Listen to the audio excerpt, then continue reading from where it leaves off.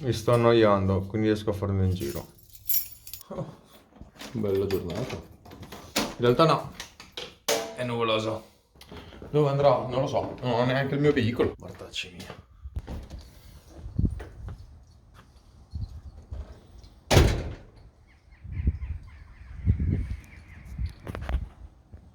Tu? Che cosa fai lì? Vediamo di chiudere il garage di casa e si parte. Ai ai ai, quest'oggi veicolo del meccanico. Dove andiamo? Non lo so.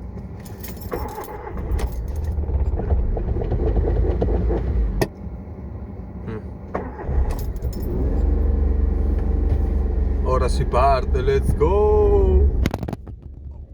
Dove posso andare? Dove potremmo andare? Mi è appena venuta in mente un'idea abbastanza carina. Sfidare Dodo, il Leo Capretto, a 24 ore dentro una macchina. Il primo che esce ha perso. Cosa si vince? Un panino del McDonald's. Secondo me ne sarà contento. Mettermi inquadratura un po' più bassa, così mi si vede anche a me in faccia. La 12 mi sono sotto il vento e non era tanto bella come cosa. Allora, cosa potrei fare? Non lo so. Madonna mia, i colpi di tosse, quelli belli. Non so dove andremo a parare con questo video, quale fantasmagorica avventura ci attenderà. Lo scopriremo però molto presto. Forse e fu così che guidai per 25 giorni. Volvo, macchina da morto. Perché penso che quello... Vede insultare la Volvo? Molto male.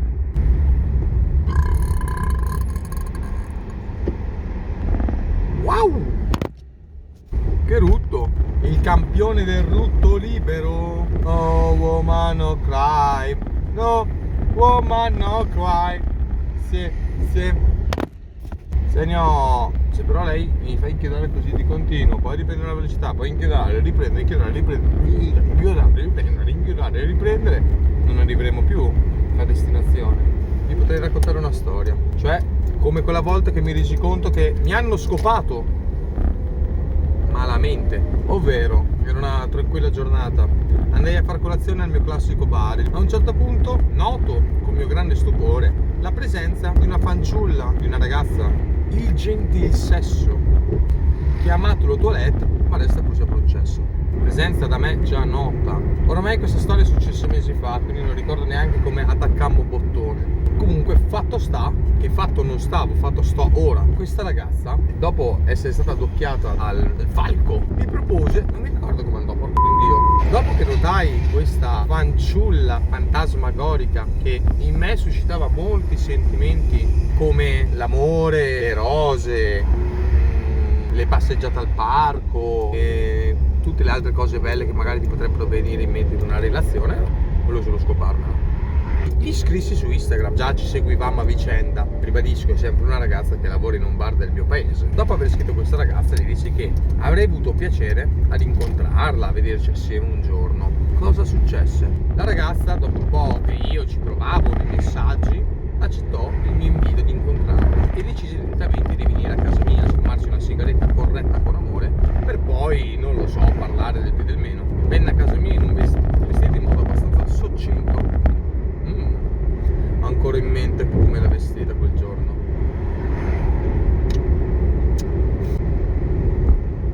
Già.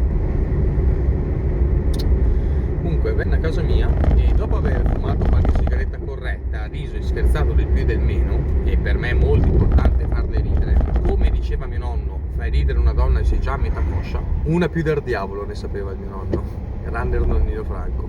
Dopo averla fatta ridere abbastanza, e non di me, decisi che era arrivato il momento di provarci. Mentre eravamo sul mio giaciglio, sul mio letto, decisi quindi di provare a baciarla. La baciai. La ragazza ci stette, io ero molto contento.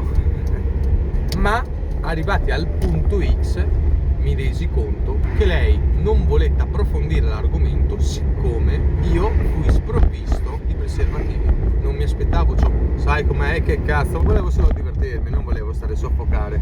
Allora, a malincuore, il tutto finì solo con dei preliminari, promettendomi a me stesso, quindi feci un fioretto con me stesso, che non sarebbe finita lì, avrei avuto ciò che comunque bramavamo entrambi, almeno giustamente ciò che ho pensato io. Passano i giorni, io gli chiedo non insistentemente, però gli chiedo in modo molto interessato di poterla rincontrare, avere una seconda opportunità di vederci. Passano i giorni, passano le settimane e la ragazza comunque mi rendo conto che ha un carattere molto piuttosto del mio, ovvero mi teneva a bada. E che cavolo, lei voleva un bad boy, non un cucciolone. Sciocco io che non l'avevo capito prima. Comunque fatto sta che dopo forse anche un mesetto buono, questa ragazza, ribadisco, lavorando in un bar dove io vado a fare colazione tutti i giorni, dopo un mesetto di incontri sporadici, ovvero io che vado al bar da cliente, lei che mi serve la mia merendina, e premetto anche che lei nel mentre, in tutto ciò, nel mentre che passavano i giorni e le settimane, io provavo a scrivergli, a chiedergli di vederla, se mi andava bene mi rispondeva io sto bene, senza chiedermi tu come stai. Se mi andava male visualizzava, e non è successo una volta, 2 volte, 3 volte, è successo un po' di volte. Comunque Sartalp è un ragazzo che tiene botta, non demorde, non lo sconfiggono queste cose, lui ha un cuore tanto grande. Dopo settimane, mesi di messaggi, finalmente abbiamo un secondo incontro con la principessa, se così la si può chiamare. Mi propone di incontrarla nella sua... che cazzo, si aspetta la macchina. Mi propone la principessa di incontrarla nella sua abitazione. Accetto l'invito. Cosa succede? Sartacci premunito a, nota bene, il giorno dei preliminari, ovvero il nostro primo incontro privato, appena lei andò via da casa mia, cosa feci? Andai subito a comprare dei preservativi. Beami scemo. Quindi il giorno fatidico dell'incontro a casa sua, io ero già premunito, già assaggiavo la vittoria ancora prima che sorpassai il ciglio della porta. Incontro la ragazza, ridiamo e scherziamo assieme, fumiamo. Dopo un po' mi invita ad andare su di sopra, nella sua stanza, nella dimora, nella stanza dove la principessa è segregata, dove solo il principe azzurro sarebbe potuto entrare. E armato della sua spada, il principe azzurro entra dentro la fortezza in modo metaforico. Penso che tutti noi abbiamo capito ciò che successe quella giornata. Il principe uccise il drago. Tornato a casa soddisfatto e pieno di ego, ma vuoto non nel cuore, ma lì sotto, il principe continua a scrivere alla ragazza, perché lui è un ragazzo di cuore, non voleva solo una scopata e via, mandarla a cagare, voleva frequentarla, una ragazza che comunque, come avevo già detto, interessava al principe, ma questa ragazza torna di nuovo a gostarlo. Va bene che le donne sono toste, sono difficili, ma che cazzo. Infatti chiare, amicizia lunga, dico io, bastava dirmi fin da subito, guarda, non voglio frequentarti, non voglio una relazione, voglio solo una botta e via e amo. No, lei mi rassicura che è un momento suo, che comunque ha interesse nel conoscermi, se non come relazione sentimentale, come amicizia. Porco Dio, stavo mancando la curva nel parlare con voi. Fatto sta che lei comunque mi rassicura dicendo che vuole almeno anche approfondire una minima amicizia. Boh, sarò stronzo io che le persone che mi interessano almeno conoscere in amicizia gli rispondo al ciao come stai. Ma non dico una, guardate qui, guardate, scorrete, stop, non posso farvi vedere altro. Comunque, tornando al nostro discorso, dopo vari miei messaggi che non hanno avuto riscontro, io comunque non smetto di andare al bar dove io sono abituato ad andare a fare colazione. Cosa succede? La ragazza mi vede che quando arriva al bar mi vede un po' col broncio, la faccia di uno che non ha avuto la caramella che voleva, cioè l'ha avuta ma poi gli è stata tolta senza motivo. Perché, dico io, perché dovete togliermela? Monella! Comunque la monella, dopo aver visto il mio broncio, ha pure il coraggio di chiedermi: ma scusami, sei arrabbiato con me? E cosa gli rispondo, Sigma Boy? Non lo so, perché io non lo sono. Gli ho risposto: beh, perché tu, scusami, non lo saresti. Me ne vado via dal bar senza salutarla. Lei vede che vado via senza salutarla e allora mi dice: ma scusami, non mi saluti? E fa: ciao, scusa, ciao. E me ne vado via, fiero, gonfio del mio ego, pensando: ah, hai visto la cucciola? Si preoccupa del fatto che sono molto arrabbiato, allora gli piace il dark boy. E pensate che io abbia capito da questa lezione? No, assolutamente no, ragazzi. Appena sono partito dal bar, nel viaggio verso casa, cioè 5 minuti, già gli stavo scrivendo: ehi, scusami se non ti ho salutato.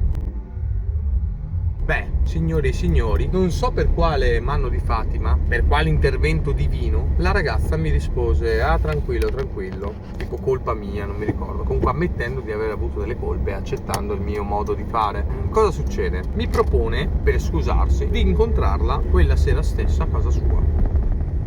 Allora io avevo capito, mi munisco di giubbotto antiproiettile, prendo il mio cappello messicano e le mie maracas, le metto nello zaino e mi dirigo subito verso casa della principessa. Appena entro, situazione è tutto come se niente fosse mai successo, cioè non dico fra me e lei a livello carnale, ma intendo nel senso del come se lei si fosse sempre comportata per bene, mi avesse sempre risposto, non mi avesse ghostato, ma senza girarci molto intorno. Comunque, dopo 2 o 3 chiacchiere generali, ci infiliamo di nuovo in camera da letto, facciamo quello che dobbiamo fare, contenti, ci facciamo 2 o 3 gattini e dopo me ne vado via. Dentro di me ero convinto che forse aveva capito, forse la ragazza si era innamorata di me.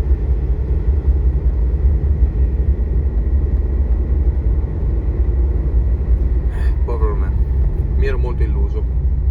Fatto sta che oggi sono passati tipo 2 o 3 mesi da quella storia lì. Io gli ho scritto vari messaggi, gli ho fatto anche gli auguri di San Valentino, non ho ricevuto risposta. Però ciò che non ti uccide ti fortifica, in fondo, no ragazzuoli? Gli scrissi il giorno dopo, mai ricevuto risposta. Beh, forse era impegnato. L'ho riscritto il giorno dopo, che probabilmente stava lavorando. Poi gli ho scritto di nuovo il giorno dopo, che non mi ha risposto. Poi dopo, il giorno ancora dopo.